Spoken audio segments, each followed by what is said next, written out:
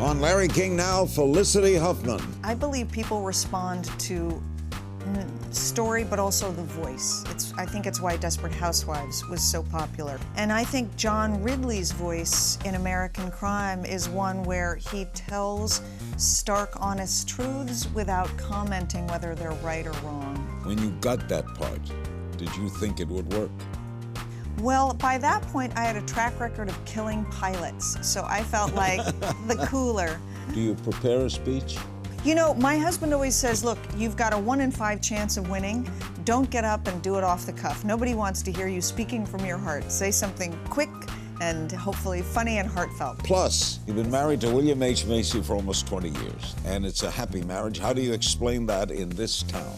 The only advice and explanation I can give is marry William H. Macy.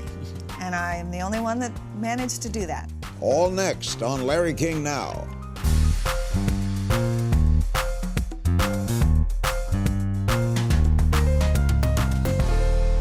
Welcome to Larry King Now. Our special guest today is Emmy, SAG, and Golden Globe winning and Oscar-nominated actor Felicity Huffman, and she's up yet for another Emmy, this time for her portrayal of Leslie Graham on the ABC miniseries American Crime. Congratulations on that. Thank you. Felicity has also left her mark on movies and TV like Transamerica, Desperate Housewives, Rudderless, and Sports Night, among many others. Does it get old, hat? It really doesn't, particularly this year and last year because of the recognition for American Crime, the whole show. And I think it's a high tide rises all boats. And so, how'd you find out you were nominated? I drove in the driveway because I try not to keep, my phone on because I don't want to be disappointed. And my 14-year-old was waiting there, and she looked very sad. And I said, "What's the matter?" And she goes, "I got to tell you, you got nominated." And then we danced around the driveway. That's really nice. Do you prepare a speech? You know, my husband always says, look, you've got a 1 in 5 chance of winning. Don't get up and do it off the cuff. Nobody wants to hear you speaking from your heart. Say something quick and hopefully funny and heartfelt. So I think about it. I don't know if I prepare a speech. Your husband is William H. Macy. We'll talk about him later. Okay. He's been a guest here, and he's a great guy. And Yeah, a great he loves you. Too great. I love him. You've already won an Emmy, a SAG, and a Golden Globe. Your husband is no slouch either. Are you competitive with him? To be perfectly honest, I am not competitive with him. We've been together so long, and his career was always ahead of mine. But there was a time when we went to Paris, and for some reason, I turned into a rock star in Paris. It was during Desperate Housewives. And it was relentless. We had to go down back alleys, and I felt like sort of Beyonce light. Did it or bug him? Beyonce white. Did it bug him? Yes, it bugged him a little bit. I understand that. Yeah. That's very understandable. Where do you keep all your statues? We have a bookcase up in a loft, and that's where they all are. When you started American Crime, what did you think? Did you think this is a good idea? This is going to work? I knew it was a brilliant script. I met with John Ridley the morning after he won the Academy Award. And so I knew he was brilliant. I knew the script was brilliant, but I thought we'd go off and make this pilot. And ABC as a network would never pick it up. I remember turning to Timothy Hutton going, "I love working with you. I'll never see you again, but bye." Mm-hmm. And we spent 2 more years together. He's wonderful, isn't he? Oh, he's wonderful. You didn't think it would be picked up. It was picked up. Why is it a hit? This is my contention. I believe people respond to story, but also the voice. I think it's why Desperate Housewives was so popular. The voice?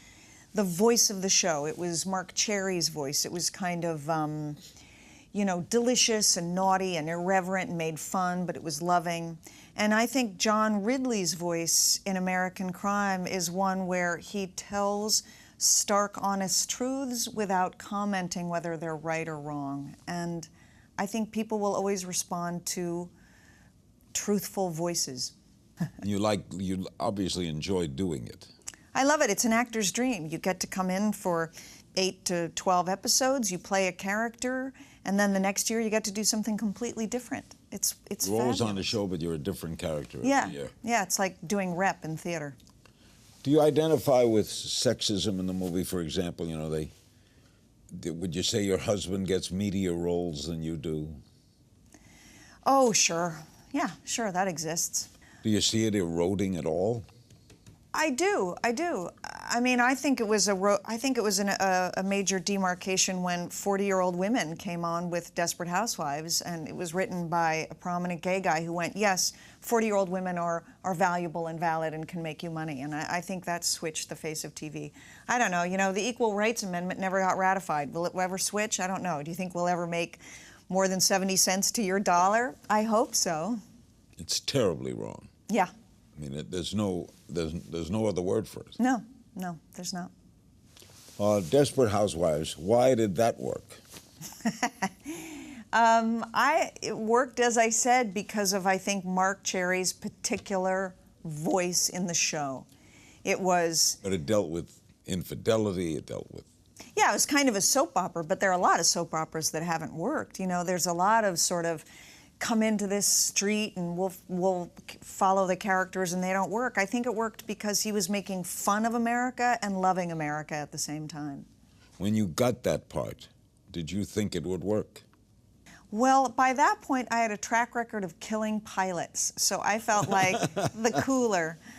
So I did the pilot thinking, well, I guess it'll never go. And then when I saw the pilot, I said, I think this has legs. Boy, did it. Yeah, it had legs. Our guest, the very talented Felicity Huffman, will talk about the role that garnered Felicity an Oscar nomination and the fight for trans rights right after the break. Our guest is Felicity Huffman, up next for another Emmy for her portrayal of Leslie Graham in the ABC miniseries American Crime. You played a trans woman in Transamerica in 2005. So much has changed since that movie for the LGBT community. What was it like when you did the film? It was for me at least, it was a very unknown subject, and they were a very, although they still are, marginalized portion of the population. I knew nothing about it. I started to educate myself, and I think it's changed. I mean, you can see when I was lucky enough to be at the Oscars, and the MC of the night, I think it was Jon Stewart, said, you know, ladies, gentlemen, Felicity. And I don't think that would happen today. You know, you wouldn't sort of go, and then Felicity played that freak, and she's neither a man or a woman. I'm amazed. How did it change so fast? You know, I think we all stand upon the shoulders of those who came before us, and I think the gay movement knocked down the door for what came after, and I think that's what happened. And, you know, the gay movement stood upon the shoulders of the civil rights movement and all that stuff. I remember interviewing years ago the tennis player opposite the... Renee. Richards, who was a great doctor, treated eyes. Yep. The #1 cure for cross-eyed in the world. Oh, I didn't know was that. his work. Oh. He was a great doctor. She became, and she said the most amazing thing is when he became she became a tennis coach as well, didn't lose a patient. No. Didn't lose a patient. That's so great. So but then I remember talking to her, and she said, I'm one of a very few. Yes. Because they had no community with each other. Yes, yes. And now there's a strong community, and they're getting acknowledged, and they're in the media, and they're in television. I mean, it's fabulous. What do you make of this, I think, silly argument over bathrooms? I think it's really silly. I think it's a waste of our time. We're in the midst of the craziest election ever. Ever. Are you supporting anyone? I am. I'm a Hillary supporter. Tell me what the Flickr is. I know My Friend Flickr was a movie. That's right. It was first a book and then a movie. What the Flickr is a website I started about 4 years ago, and it was because of my experience parenting, and as a mother, I found it very lonely, and I felt there was no acknowledgement or space for my experience of motherhood, and I wanted to create sort of a virtual kitchen counter where mothers could come together and say however they felt, even if it wasn't accepted. What was lonely about it? Well, you know how we used to have the icon of the perfect woman, and then we had the icon of the perfect wife. Well, now we have the icon of the perfect mother. And there's really one thing you can say about mothering without being considered somewhat of a monster, which is I love it. It's the best thing I've ever done. I love my kids to death. I live for them. And if you're outside of that experience, like, oh my gosh, this is so hard and I hate it. Other people think this? Yes, and I had this, they suck back. Really? Oh yeah, I was at a meeting with a bunch of women, producers. We finished the meeting, my kids were 2 or 3 at the time, and we were putting away our things, and they said, how are your kids? And I said, they're great, thanks. And they said, don't you just love motherhood? And I went, no, I don't love motherhood. And they sucked back as if I admitted to being a pedophile. And I went outside to my car, and I called my mother, who had 8 children, and I burst into tears, and I said, I shouldn't be a mother. I'm feeling this way. And she went, oh, no, darling, children are awful. No one tells you that. So I wanted to have a space where people can have a great experience or a bad experience. So what do I find on the Flickr? You find people who are writing articles, telling their experience. You find funny things. You find videos. It's a place to be safe, to laugh, to share and get advice. Is there a lot of judgment between moms? Yes. Yeah. Is there still momism? What is momism? That was coined by a great writer years ago, that we live in a momism world. Oh. And that many, many men are not strong because they have the momism queef. They call their mother. The football star always says hello to mom, never hello to dad.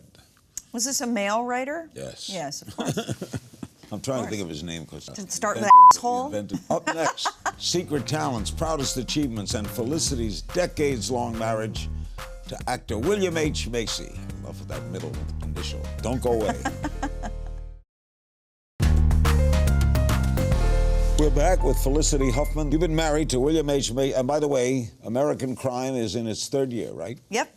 And she's nominated, and we wish her the best. In fact, we're rooting for her. In fact, she should win. Yeah. You've been married to William H. Macy for almost 20 years, and it's a happy marriage. How do you explain that in this town? The only advice and explanation I can give is marry William H. Macy. And I am the only one that managed to do that. How'd you meet him? We met at NYU. He was my teacher, but he didn't touch me until I was graduated. It was like 5-10 minutes after I graduated. What did he teach? Acting. Were you attracted to him as a teacher? Oh, all the girls were attracted to him as a teacher. I mean, he's really funny and a wonderful teacher and really smart, but, you know. And he's cute. And he's really cute, but, you know, I was a chubby college girl, so. Is he easy to live with? Yeah, he's very easy to live with. He's a wonderful, principled, funny, brilliant man. Okay, Felicity, we play a little game of If You Only Knew. I just throw some things at you. Okay. Guilty pleasure. Guilty pleasure is staying in bed all day. Is there a TV show you're embarrassed to say you watch? No. Proudest achievement? My proudest achievement... Motherhood. No. My proudest achievement, I think, would be the first season of American Crime, to tell you the truth. I think that's my best work so far. Best work? Mm-hmm. Hardest? I was the cleanest. Last time you cried? The last time I cried, I would say 2 days ago. I was worried about my 16-year-old. I'm sure all you moms can... Something bad? No, just, you know, worried about their future. Called teenaging. Yeah, exactly. Most underrated thing about your husband? That he's sexy. Secret talent? Good God, what is my secret talent? Making a really good cup of tea. How about that? You can? Yeah. That's a talent. In London, it's a praise. Last time you were starstruck? Last night, I met a wonderful actor named Sterling K. Brown, who did the O.J. Simpson Yeah, he's thing. great. Oh, I was starstruck. Childhood celebrity crush? Gosh, oh my God, this dates me. The Fonz. He's still around. He's a wonderful guy. I He's love him. another great guy. He's like a your wonderful husband. guy. I love him. Who would you trade places with for a day? John Legend. He's got a movie out now. He does? About Michelle and Obama. Oh. How they met. Oh, cool. I like How that. that love affair began. Oh, I like that. What superpower would you most like to have? I'd like to be able to fly. I'd like to be invisible. Yeah, that was I was like, Something you long believed to be true but realized isn't. Good behavior is rewarded. Something people don't know about you. Oh dear. What could be interesting that people don't know about me? All right, let me ask it. Okay. How did you get a name like Felicity? Okay. Come into my arms, Felicity. I am the 8th kid. I am the 7th girl. By the time I came along, my mother had run out of family names. So she named me Flicka, after this opera singer named Frederica von Stade. And our local Catholic priest said it's not Christian, and so she changed it to Felicity, who is a saint. I think she got thrown off the roster, but she was a saint. So that's how I got Felicity. Felicity. A woman saint. Yes, Saint That's Felicity. So you grew up in a very Catholic household. Pretty Catholic, yeah. We're discussing the late, great Gary Marshall in our final segment, and Felicity will answer your social media questions, and we'll be right back. We're back with Felicity Huffman, Emmy-nominated again. She racks them up for her role in American Crime, the portrayal of Leslie Graham. You were directed by our dear friend Gary Marshall in Georgia Rule. That was a wonderful movie. Lindsay Lohan was Jane Fonda. What was it like to work for him? Well, they say that Gary Marshall doesn't direct a movie, he hosts a movie. So he works with all the same people, and it's like a party from beginning to end. I mean, we had parades on the Universal lot. I think it was the first day I showed up to work. I said, okay, I'm here. And they said, great, get on your costume. So I put on my wardrobe, and they went, no, not that costume. I said, what are you talking about? It was a parade, and we all had to get dressed up as stuffed animals or something and then walk around Universal, because that's how Gary did it. It was wonderful. He was amazing, a wonderful, wonderful person. Is there a director you'd like to work with? Oh, gosh, Wes Anderson I'd like to work with. A lot of directors I'd like to work with. You did a run of David Mamet's The Anarchist. Yeah. Right? You said it was by far the most difficult thing you'd ever done. Yeah, yeah. Why? Well, it's a very dense play, and, you know, I think Where did David... you do it, at Broadway? No, I did it here in L.A., a little theater. I think David Mamet's the smartest guy, the smartest living guy I know. And his language is very precise and very dense, and it's like heightened Shakespeare, so you have to make the language work and make sense, and at the same time, you also have to connect to the other person and have the internal truth. And it was technically and then emotionally, it was just really difficult to keep all those balls in the air. That's what Al Pacino says about him. Oh, really? He also, politics have changed from liberal to conservative. Very conservative. He's changed, but no doubt his talent. Oh, I will use a curse word, gentlemen, in the control room. There's a funny story that a beggar is asking for money in New York. Yeah. And a man says, I will not give you money. Neither a borrower nor a lender be, William Shakespeare. And the beggar says, F you, David Mamet. At Julian H. Laura, we have some social media questions for you. That's fabulous. That's great. What was your experience working on Desperate Housewives? The show made a global impact. Was it very different to work American Crime? Oh, yeah. Yeah, it was vastly different. My experience of working on Desperate was wonderful. I was grateful every day of those 8 years as I drove into work. I just loved it. I could have gone on and on. 8 years? 8 years. And American Crime was completely, it was very, very intense. The part was very, very difficult. I had to, I was away from home. It's like saying, what's the difference? It's like comparing sports. You know, is skiing different than swimming? Yes, but they're both sports. But Anthony Quinn said no matter what the role, whether he was a pirate or Zorba, you give 100%. Yes. Yes. You don't say, well, this is a poor script, so I won't work hard. No. No, no. I mean, God, 5% of our union makes a living wage. Right. When you get a job, do it fully. Sylvia 05, would you like to be Lynette again? You mean like, would I go back and do that job? I don't know, but do I wish it had continued? Yes. At Taylor D, which role in a movie would you have liked to play but may have been out of the question because of age or gender? Okay. I would have liked to have played anything Cate Blanchett has done, because just watching her, I go, I'd love to do that. She's terrific. Oh, she's so good. When you watch an actress, do you say, I would have done this that way? No, I watch it differently. But most of the time I sit back and go, wow, that was Do you wonderful. watch technique? If I'm watching the technique, it's not a good performance. If it's acting, it's not good. Yeah. At Raft of Water, did it affect you physically to play transgender? It affected me physically in the sense that I carried my body in a particular way, and it was a lot of physicalization, and it did feel weird to have something in my pants. That did feel weird, I have to tell you. But that's how it affected me. Another from Julian H. Laura. Which actors would you like to work with? I'd like to work with Cate Blanchett. I'd like to work with Sarah Paulson. I'd like to work with Sterling K. Brown. I'd like to work with Matt Damon's a wonderful actor. Do better actors make you better? Yes. I worked with Billy Crudup. Do you know him? Have you talked to him? Billy Crudup? Crudup, yeah. Yeah, wonderful actor.